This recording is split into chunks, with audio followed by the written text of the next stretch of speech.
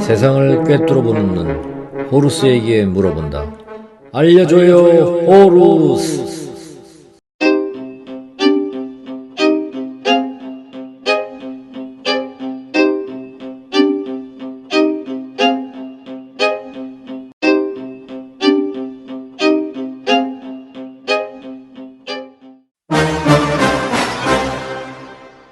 호루스의 눈이시여, 빛과 소리는 눈과 귀로 느낄 수 있습니다. 그런데 대체 빛과 소리는 무엇인가요? 빛과 소리는 파동이야. 영어로 웨이브. 지구가 생겨난 수십억 년 이래로 태양에서 햇빛이 비추어지고 있지. 햇빛은 지구 생명의 근원이야. 햇빛, 특히 가시광선에 의지하여 광합성하는 식물에서 육식동물에 이르는 먹이사슬이 갖추어지게 된 거지. 빛은 진공에서도 퍼져나갈 수 있기에 태양에서 지구까지 올 수 있지만 소리는 공기와 같은 매체가 없는 우주에서는 올 수 없어. 소리는 동물 간의 소통이나 사냥과 같은 생존의 수단으로 쓰여왔지. 빛은 전기의 성질과 자석의 성질이 같이 있는 파동이기에 전자기파, 일렉트로마그네틱 웨이브라고 합니다. 독일 과학자 헤르츠는 공기 중에 전자기파가 존재한다는 사실을 증명했습니다. 파동의 길이를 파장이라고 하는데 속도는 파장과 주파수의 곱입니다. 속도가 일정하면 주파수와 파장은 반비례 관계입니다. 이걸 헤르츠 방정식이라 하고 헤르츠의 업적을 기려 주파수 단위는 헤르츠를 사용합니다.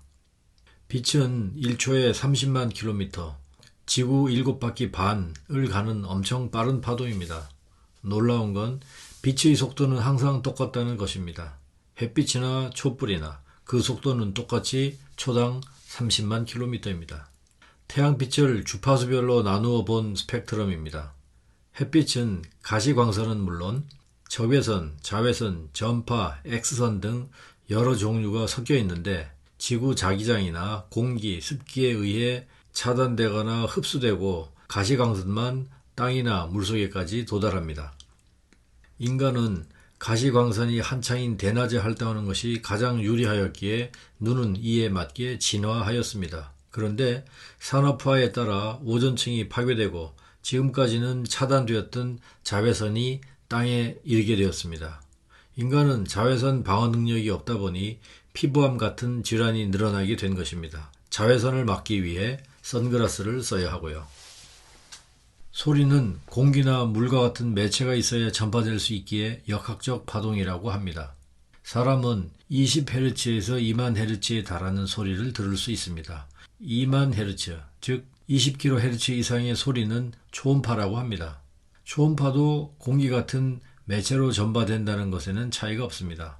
다만 인간이 들을 수 있느냐에 따라 저주파, 가청주파, 초음파로 구분합니다. 공기 중에서 소리 속도는 초당 340m인데 온도나 습도 등에 따라 조금씩 변합니다. 동물들이 소리로 소통하는 것을 보면 자율주행차 개발에 참조할 것이 많습니다. 동물들마다 사용하는 주파수 범위가 다른데요. 이를 가청 범위, hearing range라고 합니다. 사람의 가청 주파수는 20Hz에서 20kHz입니다. 원숭이 같은 영장류는 50kHz까지 들을 수 있습니다. 개도 45kHz까지 들을 수 있습니다. 반려견은 인간과 같이 살지만 20kHz에서 45kHz는 개들만의 주파수 대역입니다. 시끄럽게 지저대는 개에게 초음파를 들려주면 인간은 모르지만 개는 알아듣고 조용해진답니다. 옛부터 이런 특성을 알고 독 피슬이라는 개 훈련 장비를 쓰기도 했답니다. 고양이는 55Hz에서 79kHz가 가청 주파수인데 79kHz까지 들을 수는 있지만 소통은 그보다 낮은 주파수를 사용합니다. 쥐는 1kHz에서 70kHz의 영역을 사용합니다. 우리가 아는 쥐들의 찍찍 소리는 1kHz에서 2kHz로 그들에게는 저음에 해당합니다. 이걸로 소통하는 이유는 파장이 길어서 벽 뒤까지 소리가 잘 전달되기 때문입니다. 소리 속도 340m를 1kHz로 나누면 파장은 30cm이고 70kHz는 파장이 0.5cm입니다. 30cm의 장파장은 회절이 잘 되어 벽 뒤에 있는 동료에게 전달됩니다. 쥐가 위급할 때는 높은 초음파를 발생시키는데 사람이나 개는 못 알아들어도 고양이는 알 수 있습니다. 그래서 고양이는 쥐들의 천적인 거죠. 초음파의 끝판왕은 박쥐인데 15kHz에서 90kHz의 영역을 사용합니다. 야행성이라 눈은 퇴화되었고 초음파를 발생시켜 그 메아리로 장애물이나 먹이를 분간하니 귀가 눈 역할도 하는 것입니다. 이를 반향치귀, 에코로케이션이라고 합니다. 자율주행차의 초음파 센서도 같은 원리입니다. 차량 주차 시 물체 인식을 위하여 초음파 센서를 사용하는 것도 이러한 특성을 활용한 것입니다. 박쥐는 CF, Constant Frequency라고 하는 초음파를 통해 물체의 존재를 인식하고 이와 주파수가 다른 FM, Frequency Modulate 초음파를 통해 거리를 계산합니다. 대단하죠? 도플러 효과를 통해 움직이는 물체를 감지할 수 있습니다. 90kHz는 파장이 4mm이니 작은 곤충도 인지할 만큼 분해능이 높은 센서인 셈이죠. 곤충들 중에는 박쥐를 피하기 위해 가짜 반향파, 페인트 에코를 발생시키기도 한답니다. 박쥐가 먹이를 포착하는 소리를 들어볼까요?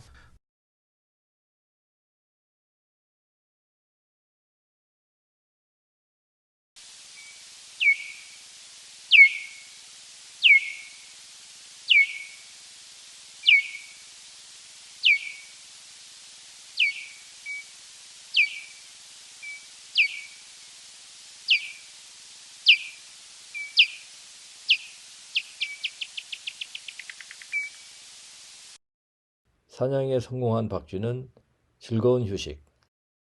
돌고래 같은 해양 포유류도 초음파로 반향치기를 하는데요. 눈으로 분간하기 어려운 어둡고 탁한 바다에서도 먹이를 잡기 위함이죠. 초음파 센서는 감지 속도 때문에 활용에 한계가 있습니다. 소리는 1초에 340m를 가니 100m 앞의 물체를 감지하려고 왕복 200m를 움직이는데 0.6초가 걸립니다. 시속 100km로 달리는 자동차는 1초에 36m를 가는데 초음파 센서만으로는 자동차를 아무리 빨리 제어하여도 브레이크 거리를 충분히 확보하기 어렵다는 거죠. 자율주행차는 먼 거리의 장애물은 빛의 속도로 움직이는 전자기파, 가까운 장애물은 소리, 즉 초음파로 감지하는 방식입니다. 그래도 자율주행차에 소리를 활용해야 할 곳이 있으니 다음 편에 좀 더 알아보도록 하겠습니다. 알려줘요, 호루스.